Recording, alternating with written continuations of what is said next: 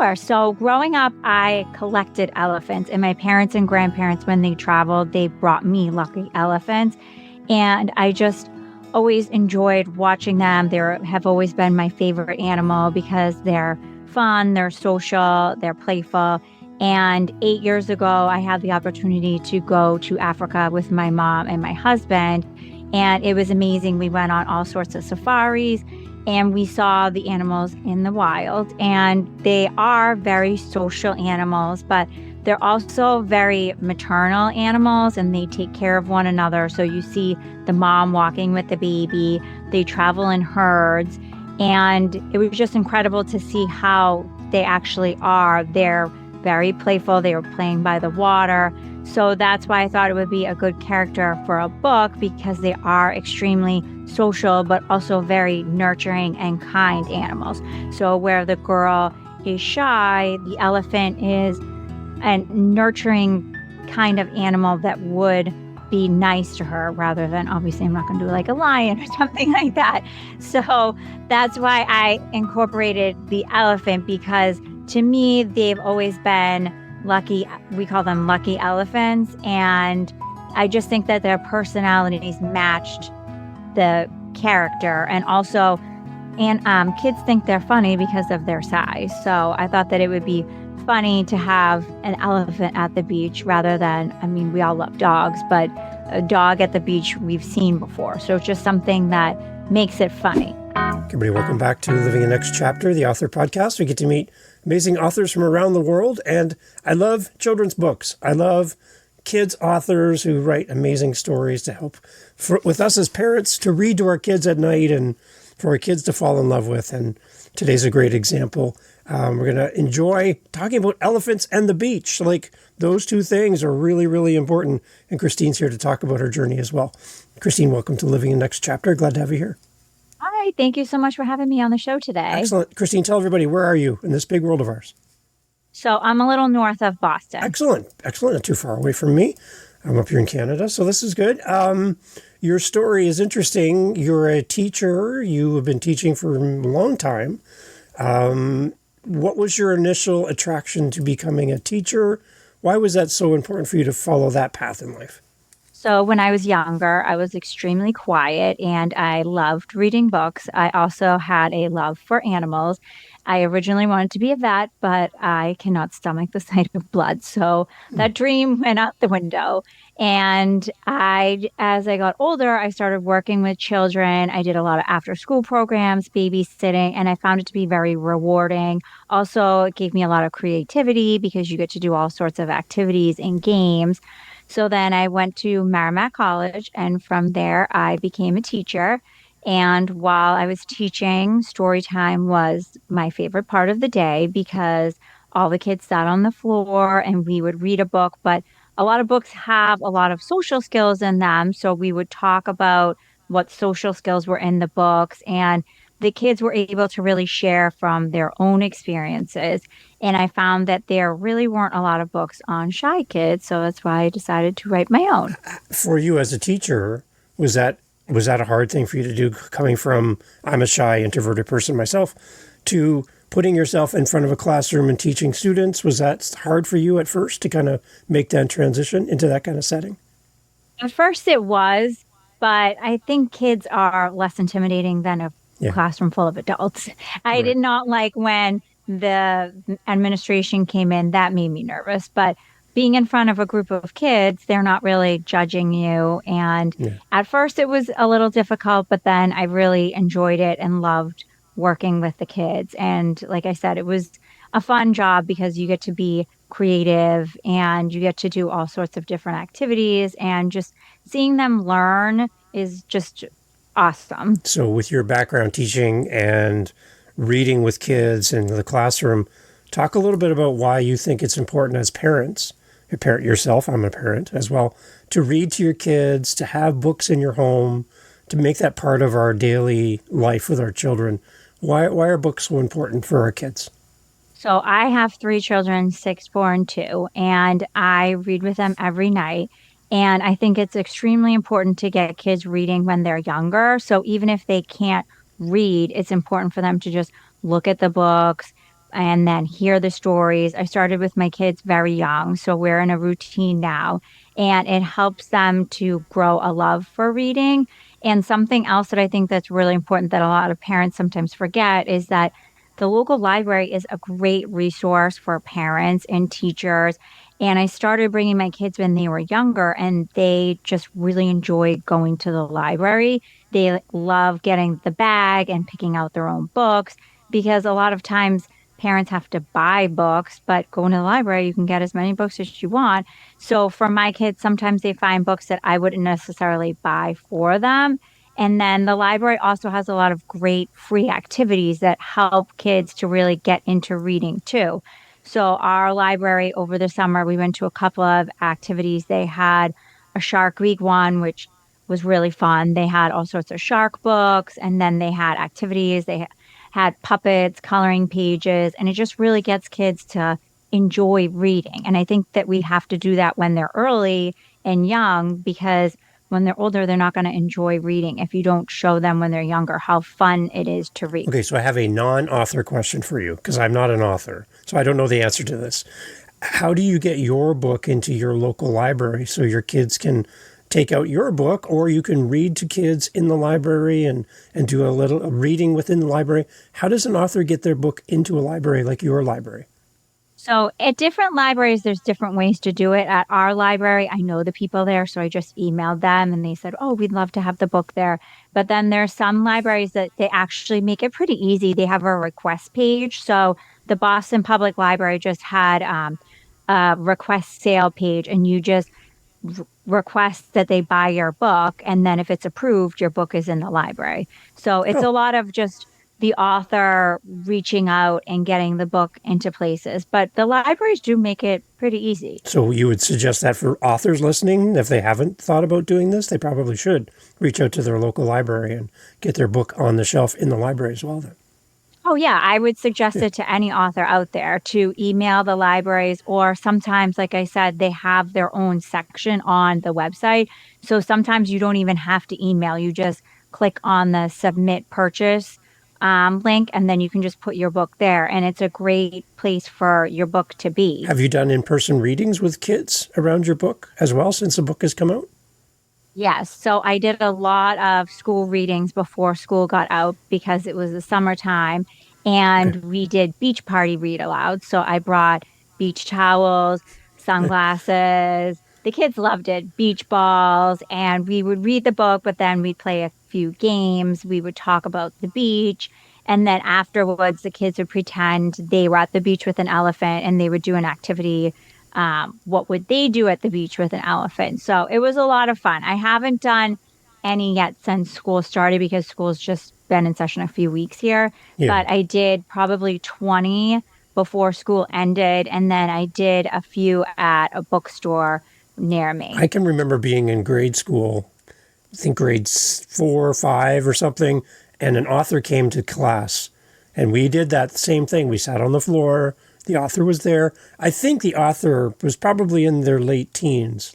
But to me, I thought it was like the most amazing thing ever that an author would come to my school and be in front of my class and read to me from their book. I just thought it was like this was some kind of superstar in my school. This author was there because I love their books. I read their books at home, and now they're like sitting in front of me. It's like this weird moment that's a real person that wrote this book. It's really interesting, and it left a big imprint on me growing up that anything is possible. You could be an author. You could be out there talking about your book and meeting people and helping people. And people look up to you the moment you create something like this. So when you're sitting there reading to these kids, is that a meaningful moment for you as the author to see them loving the story and interacting with you as the author? What does that feel like for you on the other side of that situation? How do you feel when you're doing that? So it does feel extremely meaningful, and it makes me very happy to see the kids enjoying the book. And I went to one classroom, and a girl had her elephant shirt on because she loved elephants. And it was so cute. She came over and she said, "I knew you were coming today, so I wore my elephant shirt." So it really is enjoyable. And I like bringing the story to life and bringing in activities and props for the kids. They love the sunglasses, even if they don't wear them because it's too dark. Sometimes they just put them on their head. But it just shows them that books can be fun. And also, like you said, they can be an author. And if it's something that they really want to do, then there's ways to do it. So you have a teacher's heart through all of this. When you were reading to your kids in class, what kind of things were they loving to read? What kind of things were they enjoying as students in the classroom? How did you kind of pick the books that you would read with them in class? Kind of tell us a little bit about that as well.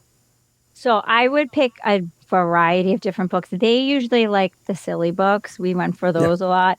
And then I would pick a lot of books if there were certain holidays coming up. I Okay. love to read books on all different topics. So I would go to the library or I would get my own books online and just try to also read books about what they were learning about. So if they were learning about the ocean, then I would pick books on the ocean. So there was always sort of a theme there, whether it was a holiday, what we were learning about in school, just things to really connect it and to make it meaningful for them. Okay. So we have teachers listening to the podcast right now. They're going to be reading in class this week. Can you talk to them for a second, teacher to teacher, about why they should be reading your book in class coming up in the next few weeks? What would you say to them about your book? What do the teachers need to know? So I would tell the teachers out there that the book is very good on teaching different social skills. So it shows a girl that's shy. She wants to be by herself and she's a little apprehensive to join the group. The elephants invite her to join the group. And at first she says no. And then she warms up and she does join the group. So it's good for going back to school, showing kids that sometimes it takes some other people a little while to want to join the group. And then it also shows the extroverted side. So the elephant inviting the girl to play. So it shows both sides, which teachers can talk about with students. Sometimes we have to be patient with kids that might take a little while to join the group, but also it's nice sometimes to lend an extra hand and say, oh, do you want to join the group? Okay, so I'm getting a size comparison in my mind. I'm thinking elephants are large and big, and this little girl is small compared to the elephant. I think as somebody shy myself growing up, I always consider myself little, trying to be small in the room, not draw attention to myself, so I would consider myself small. And then anybody that was like excited or animated, they were bigger to me, even if we were the same age. So is that kind of a comparison I'm getting between the elephant and the girl in the story, this kind of size comparison as well? Yes. So there's a lot of comparisons if you look into it. So the Okay. elephants are fun, loud. They're playing games. Their presence is louder, as you said, Okay. than the Yeah. little girl. The little girl is Yeah. quiet and shy. But even though she doesn't have such a big presence, she still matters. And then she ends up Yeah. having fun with them. And it kind of brings out her fun side. And she also learns not to judge people before she gets to know them, which is something also kids should know before going into a new school year. Because at first she thinks the elephants are kind of bothersome because they block the sun, they get sand on her Oh, towel. And then once she plays with them, she realizes, oh, they're actually just having fun. So that's another lesson that people can talk about with a new group of kids because it's tough sometimes for kids to get to know others and yeah. just to really be patient, be kind, and not to judge anyone before you actually get to know them. Okay. That's really good information. I think that's great. We got to go deeper on the story about the elephants and why that part of the story is so important for you as the author. You actually had the opportunity to travel and to see elephants in their natural state. That's got to be thrilling. I've never done anything like that. Can you talk a little bit about your journey and what was that like? When was it? Tell us a little bit of what you saw when you did that trip. Sure. So growing up, I collected elephants, and my parents and grandparents, when they traveled, they brought me lucky elephants. And I just always enjoyed watching them. They have always been my favorite animal because they're fun, they're social, they're playful. And 8 years ago, I had the opportunity to go to Africa with my mom and my husband. And it was amazing. We went on all sorts of safaris and we saw the animals in the wild, and they are very social animals, but they're also very maternal animals, and they take care of one another. So you see the mom walking with the baby, they travel in herds, and it was just incredible to see how they actually are. They're very playful. They were playing by the water. So that's why I thought it would be a good character for a book, because they are extremely social, but also very nurturing and kind animals. So where the girl is shy, the elephant is a nurturing kind of animal that would be nice to her, rather than, obviously I'm not going to do like a lion or something like that. Yeah. So that's why I incorporated the elephant, because to me they've always been lucky. We call them lucky elephants, and I just think that their personalities matched the character. And also, and kids think they're funny because of their size. So I thought that Right. it would be funny to have an elephant at the beach, rather than, I mean, we all love dogs, but a dog at the beach we've seen before. So it's just something Yeah. that makes it Different. funny. Yeah. I remember I was with you. There was an earthquake that happened in California just a while ago, and there was footage of the zoo, and the elephant's response to the earthquake was to encircle the younger elephants. They're and all the adult elephants made this circle, and the younger ones were inside the circle, being protected by the adults. And I'm like, that was their first defense. Let's circle the small ones, put them in the middle, and all the big elephants stood outside protecting them. And I'm like, and it was just instant reaction to the threat of an earthquake, and that was their response. And I'm like, that sounds exactly like what you're talking about. This maternal, protective aspect that they have for their own. I think that's really interesting. In real time, we saw that happen. So, wow. Yeah, my friend actually sent me a video recently. There was an elephant at the zoo, and a gazelle was drowning, and the elephant actually just put its trunk in and saved the animal. So they are incredible animals. So that's why I wanted to include them in the book. And the fact that you've loved elephants for so long, and now you have a book that includes that, I think that's kind of a nice full circle moment for you. All that elephant collecting has really paid off. I like that. I did ask before we jumped on if you wouldn't mind reading a little bit to us from the book. I think for us as readers and as parents, to hear the author read their own a little portion of their book for us is like it's an amazing treat, because you wrote the words, you know the story the best. And to hear you read a little bit to us from the book, I think would be really, really fun. So would you be okay with that? Can you share a little bit from the book for us? Sure. So I have the book right here. Right there. Of course, it's right there. It's beautiful, by the way. Thank you. So it says, if you're a quiet kid like me, don't go to an elephant beach. Don't go to an elephant beach, because the elephants will accidentally break your beach chair. One of them will pop your floaty with her tusk when she tries to use it. When you move to a new spot, their shadows will block the sun, making it seem like nighttime. The ground will shake when the elephants dance, making a sandy mess on your towel. They will serve their volleyball out of bounds onto your beach bag. When you return the volleyball, they will invite you to play, but you will say no thanks and go back to reading. You will hear them cheering, but block them out with headphones. Smash! The volleyball will land on your book. You will return it again, but stay to watch, just for a few minutes. You will start to think the game looks like fun. Wow, you will score a point. After the game, they will make huge waves for you to surf in.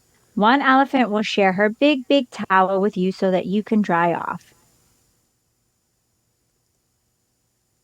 The elephants will get scared and scream when they see a tiny hermit crab.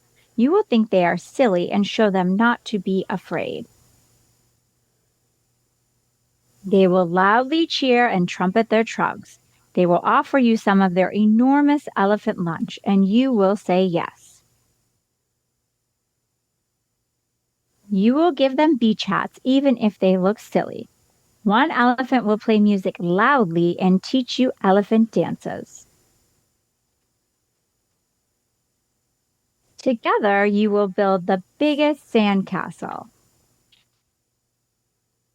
You will read them stories and sing silly songs. You will not want to go home. They will give you elephant hugs when you leave. So please don't go to an elephant beach if you want to have a fun beach day. And that is Nice. the book. I love it. Do you have any input into the artwork for the book? Because I think the beautiful thing about children's books, there's your words, but then there's also the art side of it and the pictures that the kids love to see. Do you have any direction in that process of determining what the images look like that go along with your book?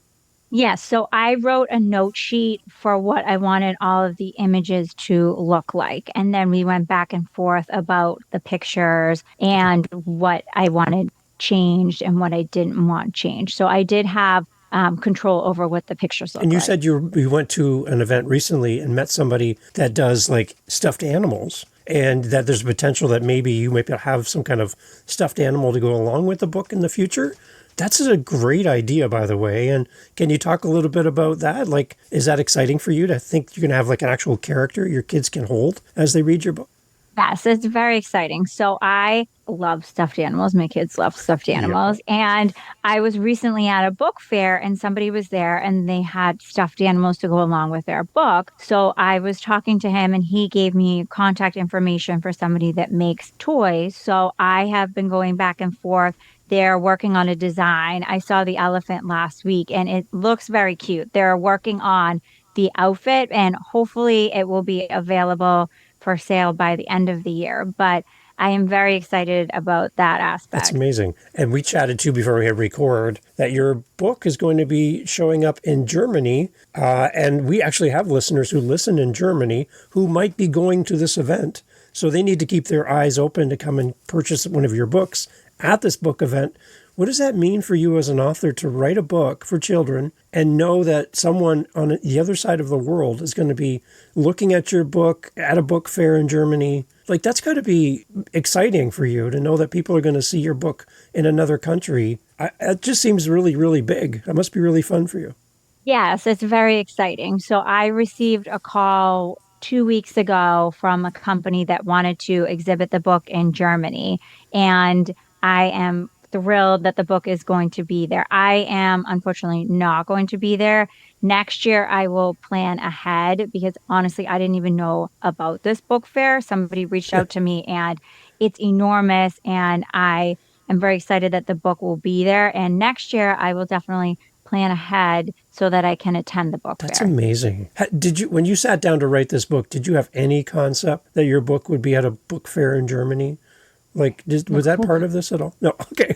No, no. I honestly didn't know where the book was going to go. So it's all very It's exciting. amazing. Do you know if elephants are naturally shy? Because I'm curious, because I would think that they don't seem to be like very, very like loud and boisterous all the time. They're very kind of just quiet. So I wonder if elephants are shy, like kind of a human shyness. I'm curious about that. You could probably say that. They definitely, like you said, are not loud animals. They're definitely more on the quiet side. And I think that maybe you could probably say they are shy. I know they're social with each other, Yeah. but I mean that's a good question. Yeah, it really ties into the subject of your book, too. I like that. My podcast is Living the Next Chapter, so I do like to ask my guests, because my audience wants to know as well, especially when there's a book they love, if the author is going to continue writing. So is that something that you have in the plans for the future, to keep writing and sharing more stories? Yes. So I actually have a second book that's in the illustration phase, and it's on a Good. totally different topic. It's on the topic of loss. So when I was teaching, I really found that there weren't a lot of books that deal with loss, and kids deal with loss. There's parents, grandparents, pets. So I wrote a book and it's about a little girl and her grandfather. It's loosely based upon the relationship I had with my grandfather. He did not pass away when I was little, but we were very close. And it shows the little girl and he passes away and she learns how to deal with her grief and remember him and honor his memory. So it shows kids that it's okay when somebody passes away to feel sad, and there's things that we can do to help remember That's them. very interesting because I know too, kids, one of the first things they're going to learn around grief is maybe pets.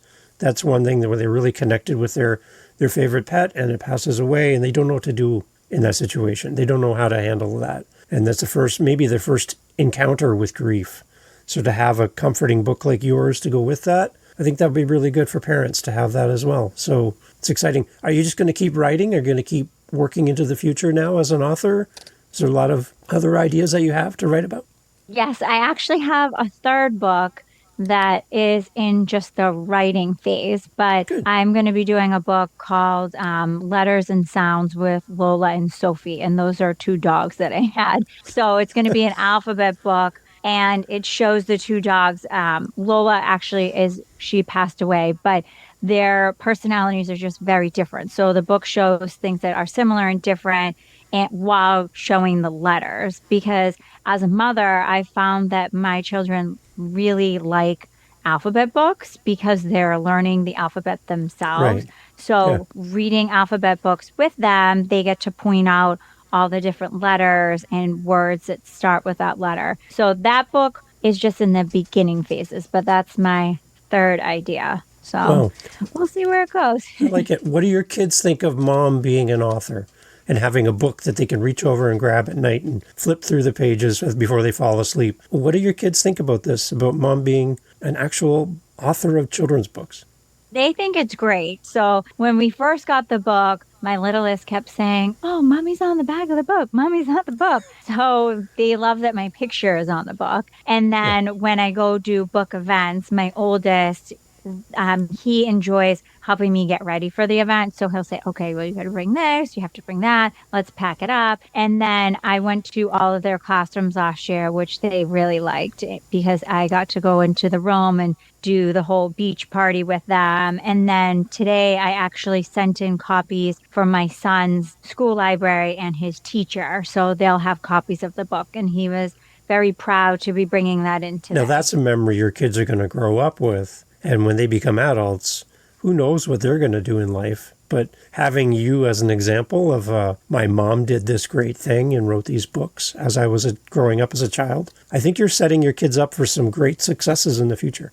That's what I'm hoping, to show them that they can do whatever they want to do. How are you with your shyness? Are you being out there talking to people about your book, maybe going to the book fair in Germany next year? These are all opportunities for you to step up in front of people now and talk about your book, be on podcasts, do all this promotion around your book. Any tips for an author who is a little bit shy about getting out there and talking about their book? Do you have any suggestions for them as they navigate that?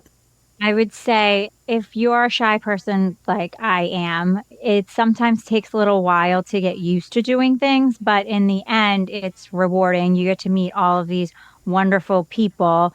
The first podcast I did, I remember I was extremely nervous because I had never done one and I didn't know what to expect. But to me, it's not that kind of scary because you're technically just talking to one person, but Yeah. speaking in front of a lot of adults, I still find intimidating, but doing the podcast, I've gotten used to. And like I said, it's a nice way to get the book out there, but also to meet new people. So if somebody's Yeah. shy, I would tell them to just kind of try something new. And if you do it once, you'll find that it's not that scary. And then Yeah. you'll end up enjoying it. And it's a great way to get the book out there while meeting people all over the world, and you don't have to go anywhere. Have your kids met an elephant in real life yet? Have they have that chance yet? Just at the zoo. Besides that, Okay. they haven't. Okay. So they've actually seen one in real life, though? No. Yeah. Okay, there you go. How did they respond to seeing a real life elephant? They're big animal people because Yeah. I have kind of pushed it on them because I like animals so much. Yeah. So when we go to the zoos, they like going to all of the petting zoos and all of those things. And even when we see animals outside, they run to the windows. There's a rabbit Yeah. outside. There's a rabbit Yeah. outside. So it's nice to see them enjoy the things that I like. And being an animal person, it's important that my kids enjoy animals. They all love our dog, and it's nice to see. Nice. Excellent. Excellent. Christine, thank you so much for being here and sharing about your book and your reading to us. I think that's amazing. And for those people that are interested in following you more about your posts, you talk about your book, you talk about your journey on your website. Maybe we'll see more information about the stuffed animals on your website in the future as well. But where do you want to send the listener so they can connect with you? Maybe there's a teacher as well that wants to get a copy of your book for their classroom. Where do they go? Where would you like to send the listener? Sure. So you can go to my website. It's Christine, then a -Devane.com. And as you said, there's all sorts of posts there, a gallery, and the stuffed animals, when they are done, will be available and linked on there. Then the book is also for sale on Amazon and Barnes and Noble. And then if they want to find me on social media, it's STINED13. That's at Instagram. And Okay. you can follow me there. Excellent. And then for your local area, if there's a classroom looking for you to come in and read your book to their classroom and their students, you'd be available through your website as well?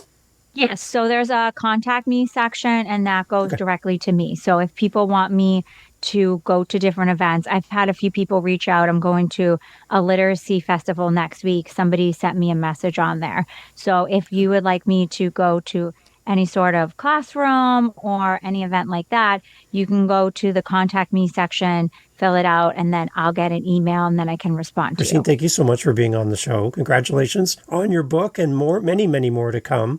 I'm excited to see your journey as an author, and thank you for creating great books that we can share with our children to encourage them to read, to love books, to love animals, and for their kids who may be a little shy to know that there's someone out there they can see themselves in the pages of a book, and it can really help them to find their place in life. I really appreciate what you write about and how you show up for us as readers. Thank you so much for doing this.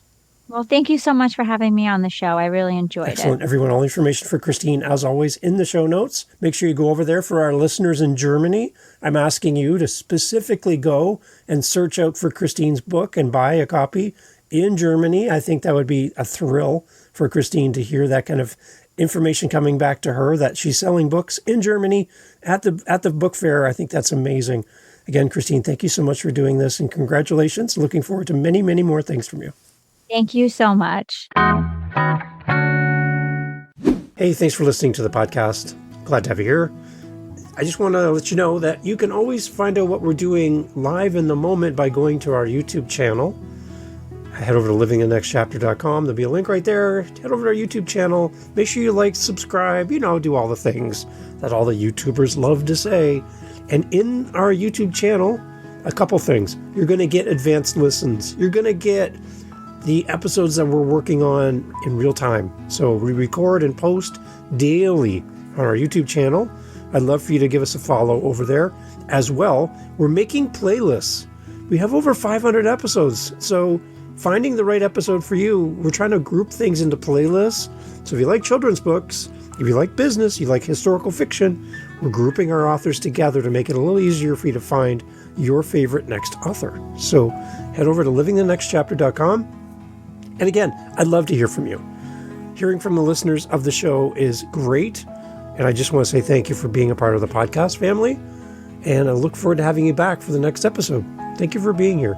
I really appreciate your time and your listen. Take care.